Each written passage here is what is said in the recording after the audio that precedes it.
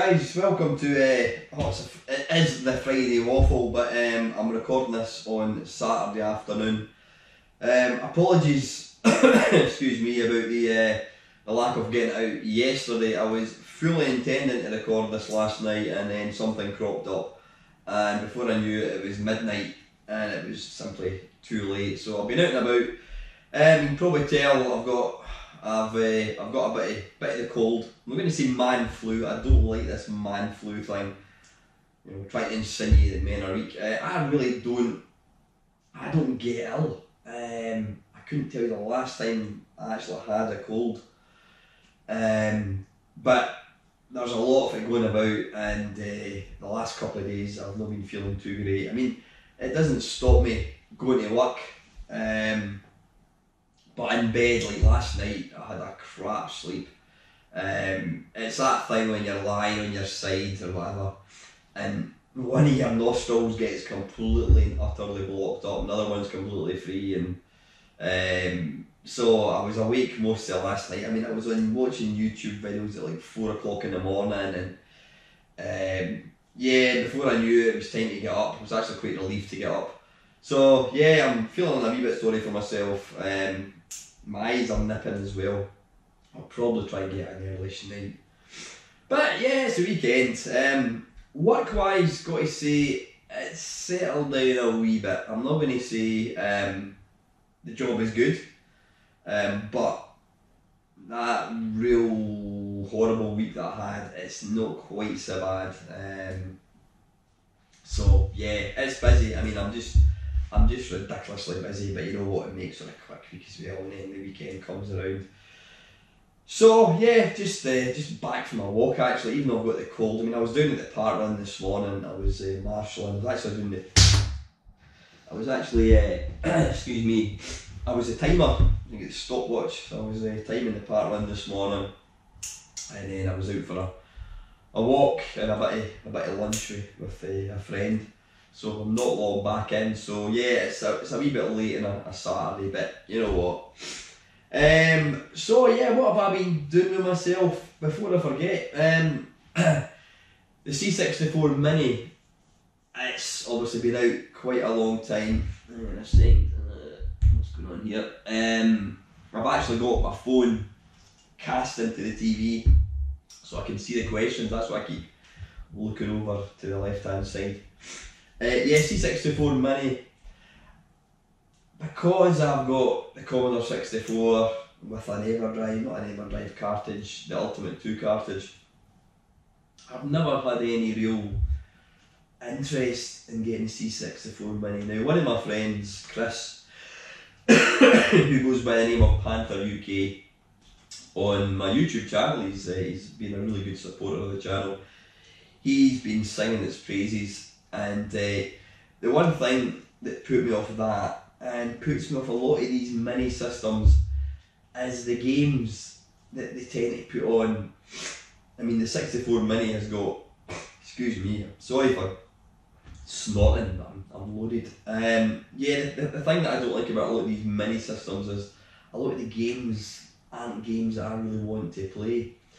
And it's the same with the Commodore 64 one. I thought, well, why would I want to spend 60 quid, 70 quid on this thing that is effectively an emulation box when I've got the real deal upstairs? So I've deliberately avoided it, but Chris did tell me that you could add your own games, but it was a bit faffy. So I thought, nah, I'm not interested. But lo and behold, with Black Friday coming along, I decided to take the plunge. So I bought one last week. It cost me 52 quid, I think it is, which isn't bad. I think it's normally about 75 quid. And I've got to say, I am super impressed with it. I mean, I'm in the process of making a video, so I'm not bothered like you see it. You've all seen it before. Yeah, it's a little mini C64. It doesn't have a working keyboard. I mean, if it had a working keyboard, that would just be the dog's bollocks. It doesn't have that. I think it runs Linux. I don't know what emulator it runs. It's obviously emulation of some sort. But I've got to say the emulation is really good. I personally can't tell the difference between the 64 Mini and a real C64. One thing I really like about it, obviously it's plug and play HDMI, is what do you call it? You've got various display options, so you can put like scan lines on. So I've got scan lines. I mean, I'm running it on my 4K telly, and ordinarily it would look naff because it just looks too crisp. So I've got the scan lines running, and I've got to say it does. Excuse me, it really looks the part. It plays really well. The only one thing that I don't like about it, and it's the one slight fail in it, and most people would probably agree with me, is the actual joystick that it comes with. Is it I can never remember what it's called. Is it a zip stick or something? I can't remember. The joystick that it comes with, it's got multiple buttons programmed in. You press one of the buttons to bring a menu up. You can access the menu to load games. You can access the keyboard, a virtual keyboard. Obviously some games you might press F1, whatever. So you can access the virtual keyboard. There's a few other buttons, but the joystick itself is pretty shit. It feels really flimsy and unresponsive, which is a shame because I don't know why they couldn't have. If they'd just gone maybe made it an extra 10 quid more expensive and put a proper joystick in with like what do you call it, with micro switches, it would have been so much better. So the joystick that you've got to use because it's got these extra buttons isn't the greatest. But what I've got is I've got a little USB hub, which is actually it's in the shape of a Mega Drive. I've got that plugged into it because the C64 has got two USB ports. One of them you've got to have this joystick plugged into. The other one I've got this multi-USB, so you can plug in a keyboard. I was going to say a mouse. You can't use a mouse on the C64. Well, you can, but you know what I mean. You can apparently use. I did try my Xbox 360 USB controller, but it doesn't work. But apparently you can use. There's various. I think Chris uses. Is it a PS3 controller using a little joystick USB to whatever it is adapter. So there are other ways of doing it. I'm not a fan of using a gamepad with the Commodore 64, I have to say, but as far as the actual emulation goes, it's really good. The only other slight thing, and I'm sure it will get changed in an update, is most of the games in the Commodore 64 were programmed to use joystick port number 2. If a game uses joystick port number 1, it will not work in that unless, I think you've got to rename the file and put like a J in front of the file name, something like that. So there are slight limitations, but most of the games generally do use joystick port 2. Hopefully in a software update they'll bring out, you can press a button and it'll do a joystick swap. Hopefully that will happen. But you know what, it's not perfect, but if you don't have a Commodore 64 and you want to be able to play Commodore 64 games on your spanky HD TV, then go and get one of these guys. Yeah, you can use a Raspberry Pi. There's various emulators you can use for C64 emulation, but the problem for me is like Raspberry Pi, it needs a keyboard, and I always try and avoid computer emulators on the Raspberry Pi because I don't think it works that well. But this is really good. It's a bit, other than owning the real thing, it's the best way to get to play Commodore 64 games on your new TV. It's quite bizarre seeing playing a game, international soccer, on a 42-inch telly. It's a bit insane looking. But it's HDMI. There's no faffing about with RF cables, anything like that at all. So no, and Chris has very kindly given me a backup of his SD card. Well, it's not an SD card, it's a USB stick, and on it is virtually every game under the sun even. There's even some multiple disc games, or not multiple discs. Before I forget, right now it doesn't support multiple disc games, so games that require swaps. Apparently you can get it working, but again there's a lot of faffing about, so I don't bother. But that's all what I mean to say is there's like disc images that I've got maybe 30 games in it. So this thing that Chris has given me is awesome. It's got tape images, it plays, does it play synth music? I don't think it does. Well, it plays the synth tunes. It's part of the game obviously, but it's got all these games, it's got every game you can possibly think of, and getting to play it on the TV is great. Like I said, the only limitation for me is the joystick. It's not a particularly long cable. What I might do is pick up a USB extendable cable so I can sit here, because really I need to sit. I've got a beanbag which is upstairs which I can sit on. You need to basically be quite close to the TV to use it. But really enjoying it. I'm delighted to have it. Like I said, Chris has given me all these games. It's just turned it into a really good system. And if you don't have a Commodore 64 but you want to be able to play C64 games on your new telly, then I strongly recommend you go and get one. So, right, the second thing I want to talk about, now this has got absolutely nothing to do with video games. One of my mates, Andrew Lowe. Now Andy is a video game journalist. He was the editor for Games Master magazine. He worked on Super Play. He's worked on various magazines. He was the editor of Total Film magazine. You know, he's now an author. He's written quite a few novels, really good books. But Andrew has got in tow with a chap called Tim Tucker. Now, the name might be familiar, Tim. Now, apologies Tim if I'm getting this wrong, but Tim was a video game journalist like Andrew.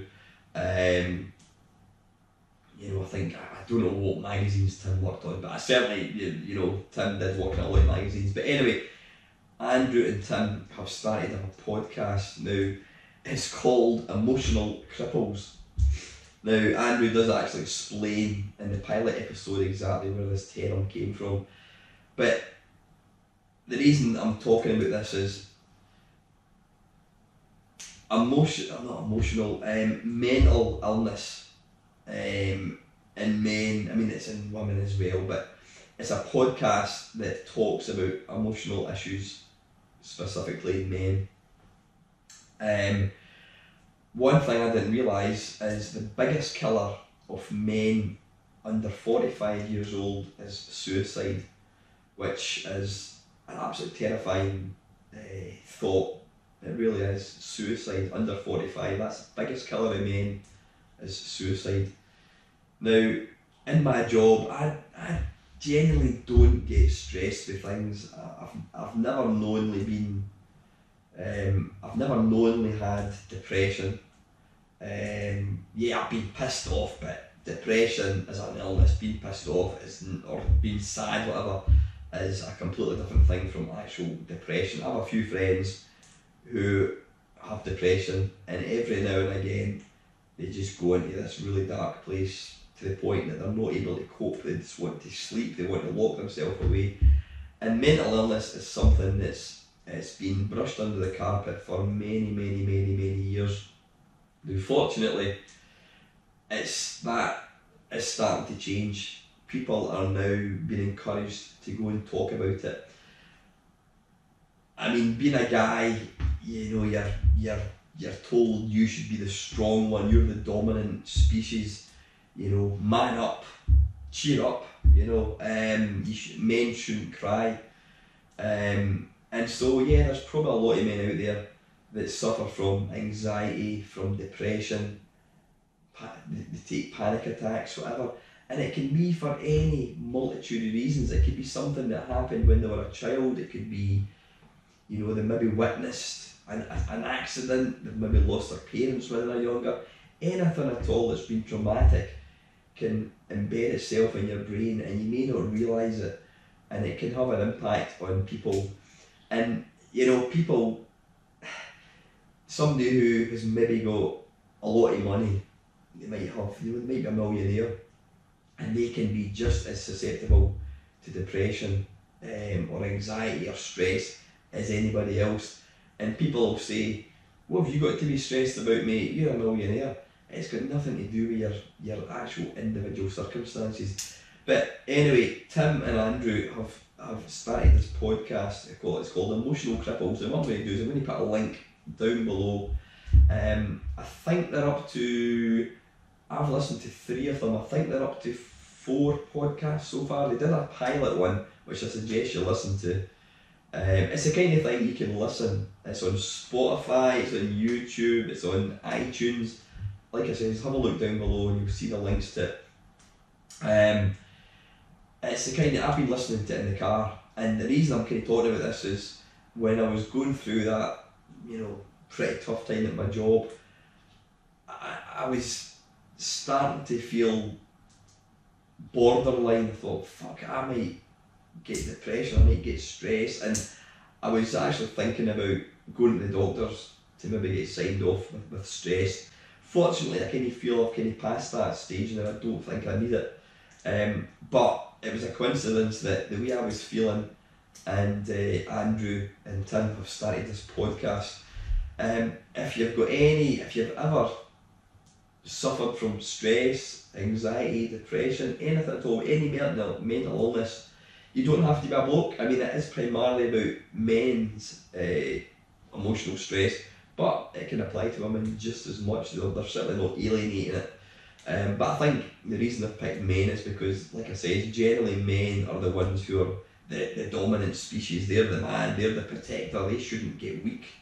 It's a sign of weakness. Why would a man cry? Why would a man not want to go to work?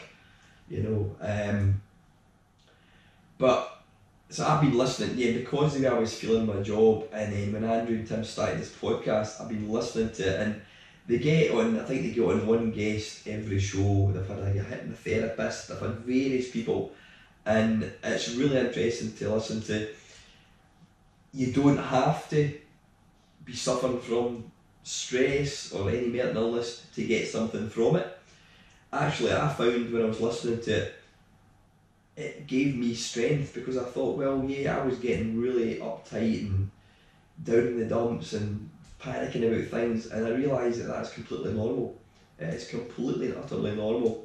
But the way the guys talk about it, both Andy and Tim have had mental issues in the past, so they talk about their own experiences in a very, very open and honest manner, and they're very, very listenable, they're very approachable. They actively encourage people to email them, whether it's to say your show is shit, which I think is highly unlikely. But personally, I've taken a lot from it, and I would say that if you've ever suffered from stress, if you are suffering from stress, go and listen to it. Honestly, it's 2 down-to-earth, normal blokes like you and I, and they're talking about mental illness, and there can be some dark stuff to talk about, but there's a lot of humour flung in as well. But it's all done very respectively, and I'm actually planning to have a chat with Andy at some point. I was meant to be tying up with him last week, but real life got in the way and we didn't actually manage to do it. But go and check it out. It's called Emotional Cripples. Like I said, there's various ways you can listen to the podcast. I use Spotify. I've got an Android phone. I just use Spotify and just stream it. Listen to the pilot episode 1. Pilot episode. Then I think they're up to 4. Is it 3 or 4? I'm sure they're up to 4 episodes. So go and listen. Please subscribe to it as well. Give the guys your support, because these guys are not professionals at all, and that's what I think makes it really welcoming. These are just normal guys like us, and listening to them, their experiences, and you realise that you're not alone, because I think mental illness is one of these things that you can, and I'm not talking from personal experience, but I can imagine when you are feeling like that, when you're feeling really down, you're just in a hole, you think that everybody else is wonderful, and you don't want to talk to somebody about it. It's like a mission, you're a failure, you're weak. How could you have stress? You're a man, man up, cheer up. What's the worst that can happen? Tomorrow's another day, you know what I mean? But seriously, if you suffer from it at all, if you don't suffer from it, or if you've maybe got a friend, a family member who suffers from it, go and watch it, go and listen to it, I should say. Even better, encourage them to listen to it. But yeah, I say Tim and Andy are doing this completely, obviously it's completely free, it's off their own back. Go and support them, listen to it, and I really do think you'll get something back from it. So anyway, and like I said, please give them your support. You know, subscribe to it on YouTube, on iTunes, give them a review, you know, encourage the guys. So yeah, Emotional Cripples links I should say, down below. I'm gonna have a cup of tea, I'm absolutely dying here, my eyes are nipping like nothing in there.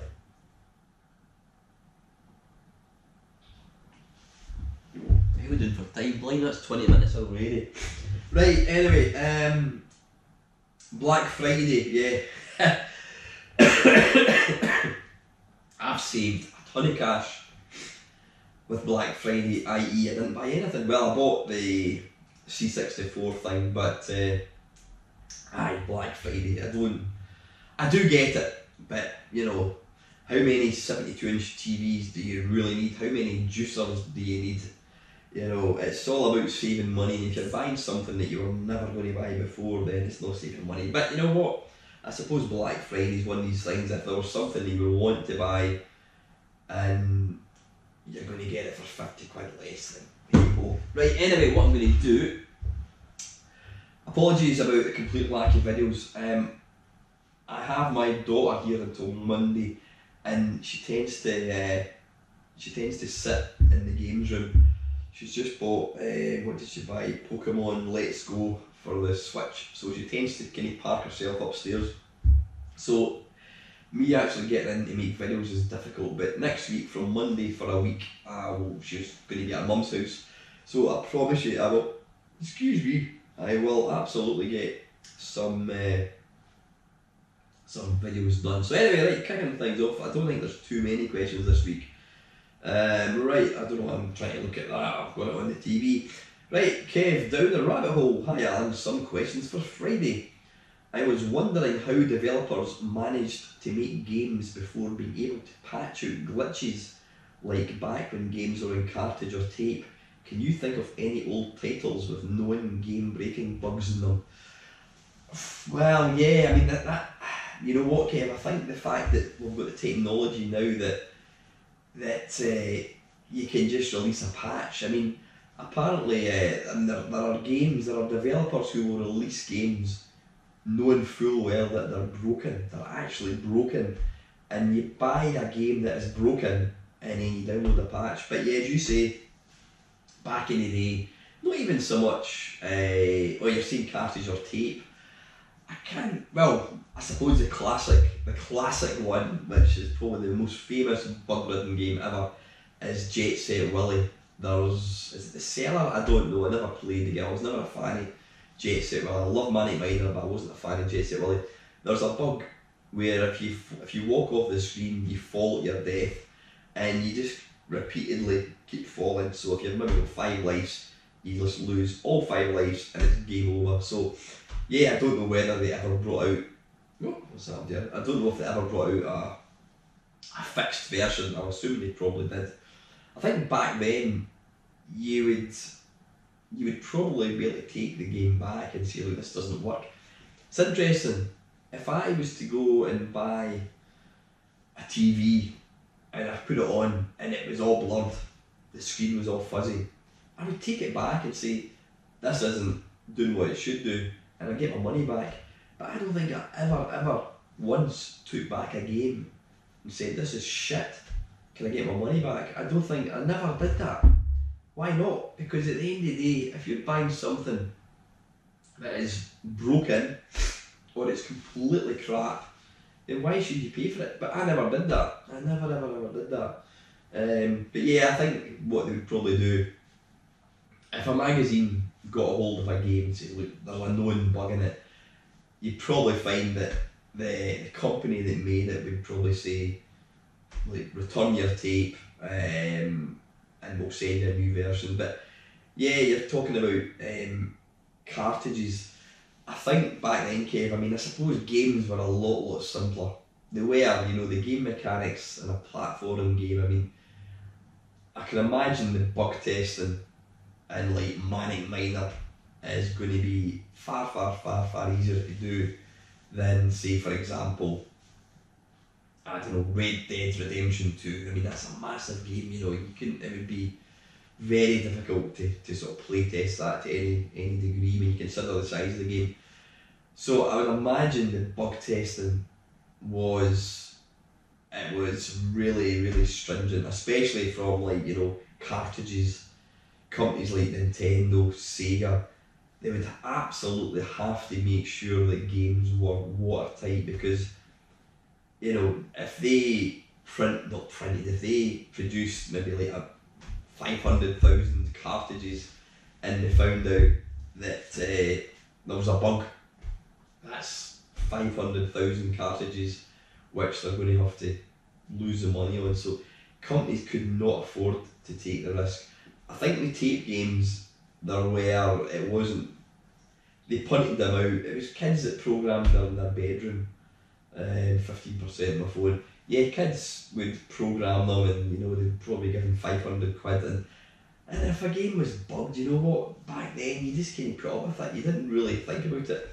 Of course, there is one game, my eyes are nipping so badly. What the hell is it called?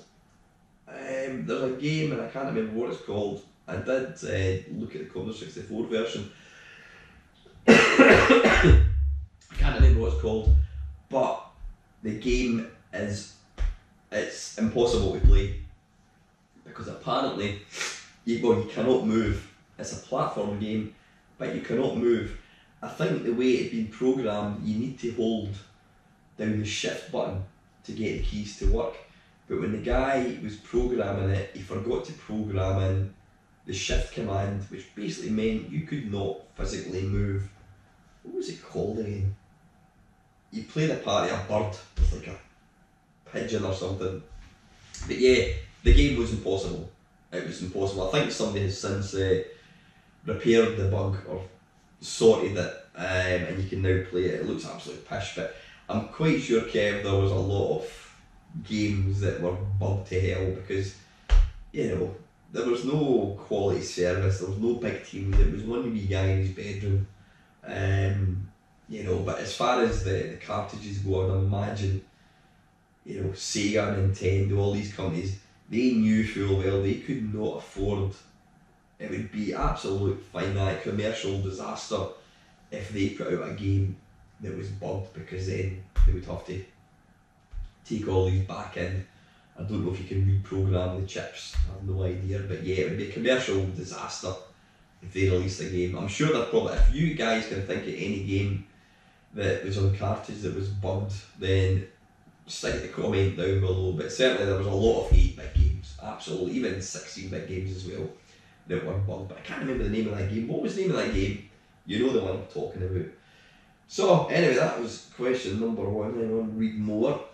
Secondly, how is your purge of old consoles and computers going? The ones you're selling, and what's the most recent item you bought that you already?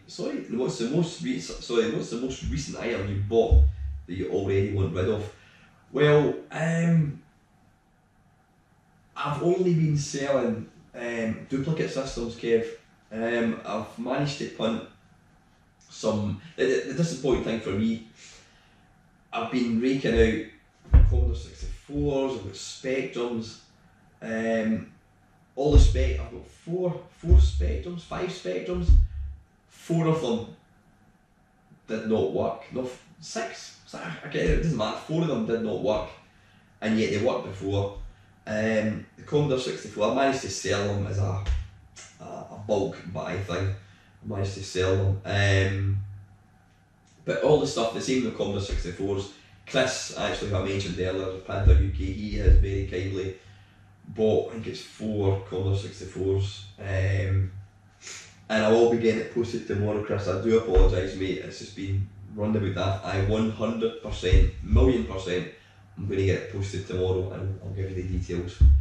Just with my work, it's been difficult trying to get up during the day, but I'll definitely get it posted tomorrow, mate, so I'll let you know.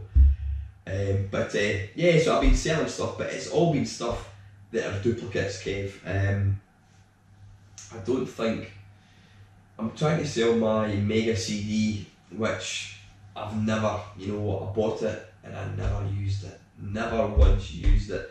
I was watching Top Hat Gamer. Now, I'm not a big fan of him, I have to say. I know the character he plays is just a character, but he's quite a... personally, he's quite obnoxious and unlikable. But he was explaining that he's now starting to stop buying stuff, and you know, and he was talking about how collecting can sometimes fill a void. And yeah, you get to a point you're like, why am I doing this? I mean, I was watching Bazza. He's got a really good channel. It's primarily Spectrum, but he's starting to do other 8-bit machines. And I noticed a comment in one of his videos.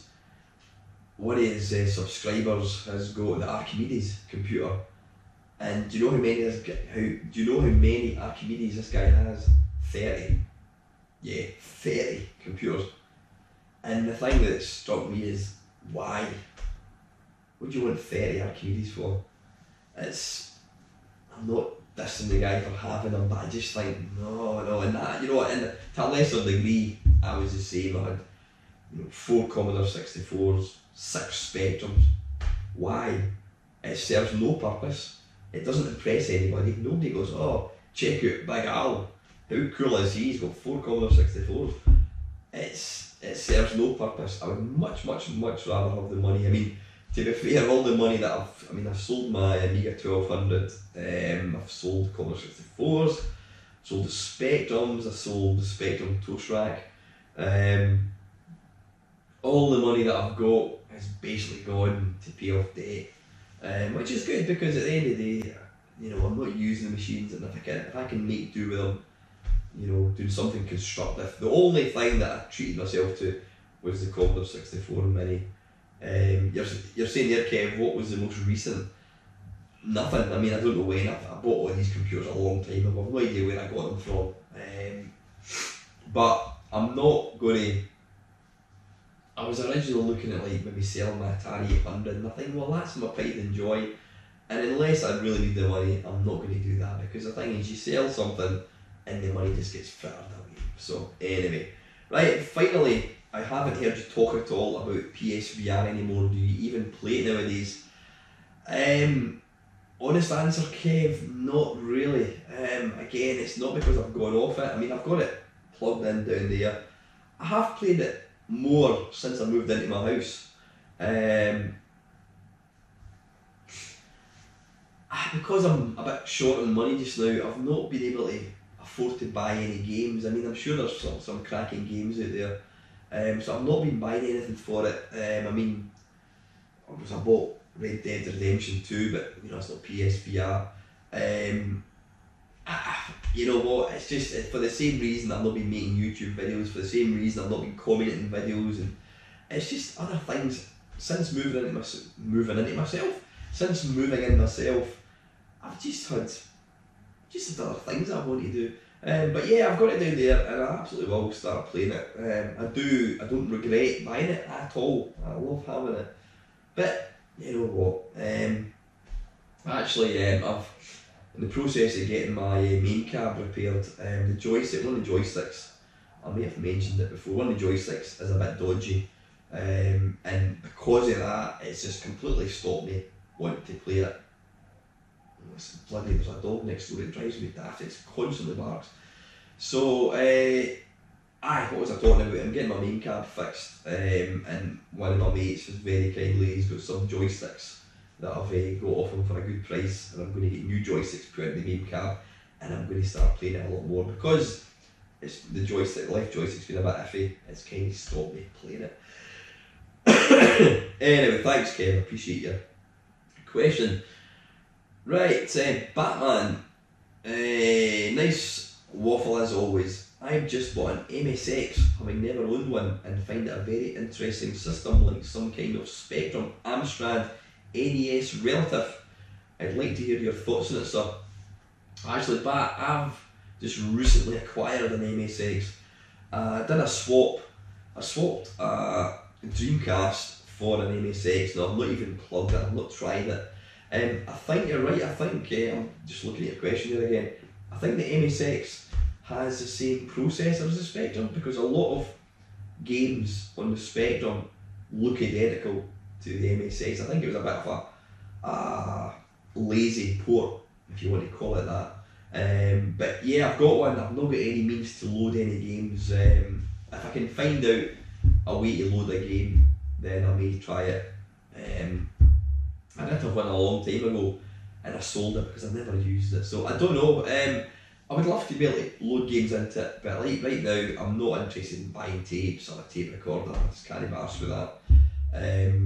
If I can get if anybody knows of a good way to load game images into an MSX, then please let me know. I'm guessing you could probably get a tape recorder and then one of these little tape things with a wire that goes into the bottom of your phone, and then it basically plays an image. Is that a WAV file? I think it is.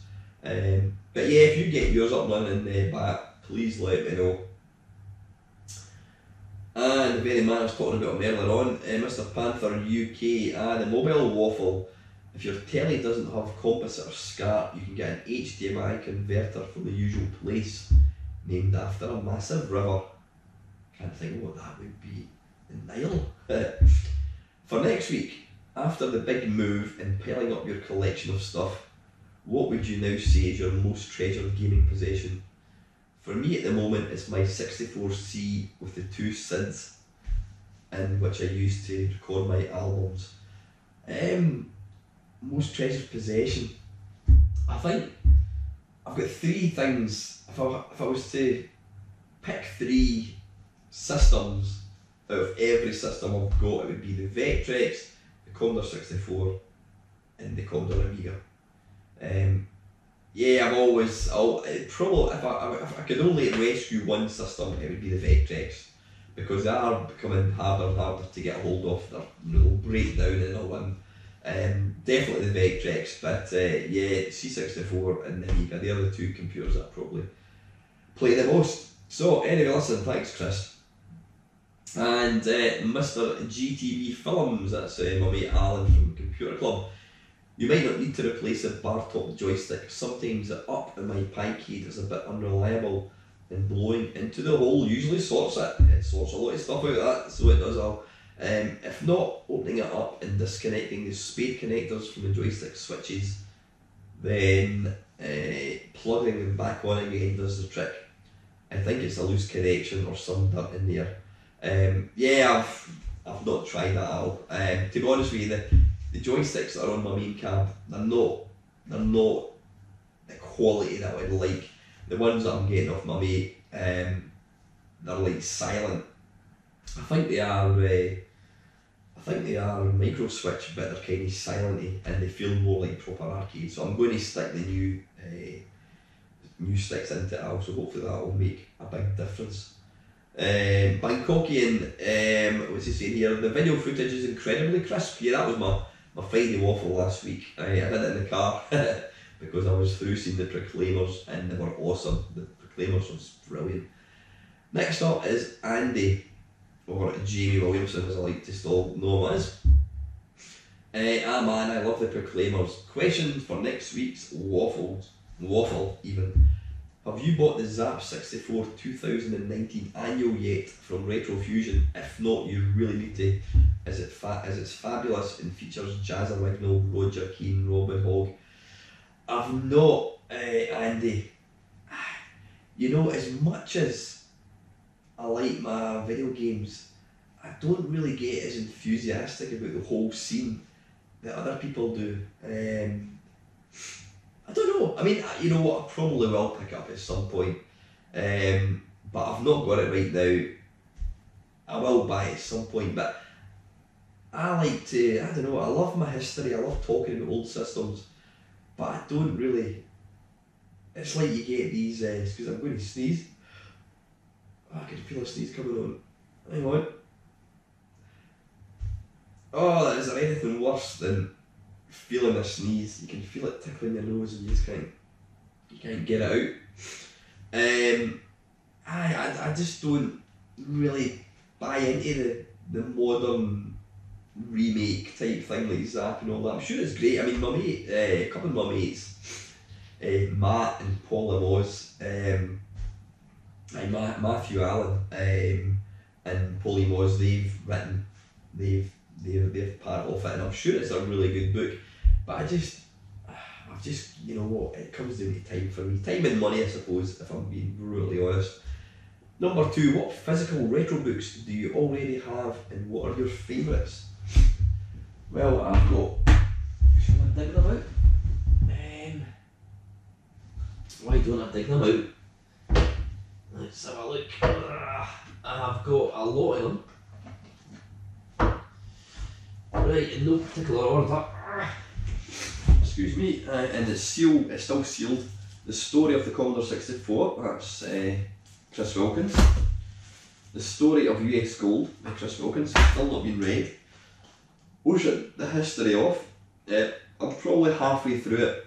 I need to finish it. The Story of Sinclair's Unexpected with Pixels 1, 2, excuse me, and 3. And I've only read one of these out of all of these books. What else have I got? Can you chew the World Guinness Records 2008? I don't know why I bought this because I'm a little interested. The Oliver Twins, again by Chris Wilkins. This is a good book. The Ultimate History of Video Games. It's going to show you pictures, but it's kind of just text. That's an excellent book. What else have I got? Again, I've not read this yet. Sensible Software. I think it was Gary Penn that put that one together. And you see, if you want to pause it, you can read it. There you go. Got that. I've also got this. Again, I've never read it. You can see a bit of a pattern. What's it called? Commodore 64, a visual compendium. And you know what, I can't be arsed. There's other. Oh, here's one down here, I'll dig out. This is epic. Excuse me, Supercade. A visual history of the video game age, 1971 to 1984. It is an awesome book. It's really, really good. Again, it's not a book that you would want to sit and read cover to cover. I've got other wee books. Oh, I've also got this one, which is really nice. Arcade, a book of classic arcade game artwork. And it's basically, I think it's just all the, what do you call them? The Beezles? I can't remember what they call them. The Tongue of the Jedi, Kung Fu Master. It's just the artwork. That's all it is. And it's really, really nice. So yeah, I've got quite a few. I mean, I've got other books. I've got Ashen's. I've got, is it the Flickering Skeletons, I think it was called. Got that. I've got Stuart Ashen's first book, whatever that was called, can't remember. Was it possibly the worst game ever? I've got other books as well, but yeah, I've got a whole load. It's just getting the time to actually read them. So anyway, this thing's got 7% before it runs out, so that was number 2 from Andy. And number 3, what books would you like to see that don't yet exist? I would probably quite enjoy, although it is kind of already there, I would like to see the definitive history of Lamasoft. Jeff Minter did put together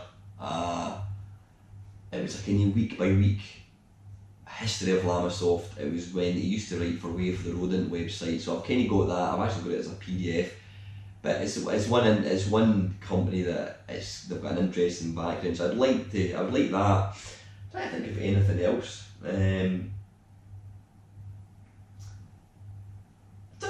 don't know. There's so many, but like I said, I've got all these books I've never actually read. So anyway, yeah, but I think probably a Lamasoft one would be quite nice. And Colin Jones is saying blue tack needed, and he's referring to the fact that when I was driving doing the Waffle last week, my camera was going all over the place. I must admit, I was quite impressed with the quality actually, even with it moving up and down. So anyway guys, listen, that is all the questions. Not too many questions, maybe try and get a few more in for next week please. I might do a live stream next week, but I do promise I'm going to, I'm going to try and get more videos put out. I've got a video coming out on the 64 Mini. Anything else? I will be selling other stuff, and I will mention it on my main Meister Facebook page. And finally guys, like I said, emotional cripples, if you feel that's something that you benefit from listening to, and like I said, I don't see myself as being a sufferer of it, but the guys do it with a bit of humour, and it's the fact that it's two down to earth normal blokes talking about mental health. I think people would get a lot out of it. If you suffer from it at all, if you don't suffer from it, or if you know somebody that does, then by all means listen to it. It's interesting. I think it's one of these things that you've got to get it out there. You should never ever be ashamed to admit that you're struggling emotionally or mentally. You know, it's not a sign of weakness at all. It is an illness, and with the correct medication, with the correct counselling, you can overcome it. So please go and check it out. I'll put all the links down below. Yeah, and finally guys, as always, thanks very much to all the support that you guys give me. It's always wicked. I don't deserve it because I'm not putting out that many videos. But yeah, that is it guys. I hope you have an ace weekend, and finally, thank you very, very much for watching.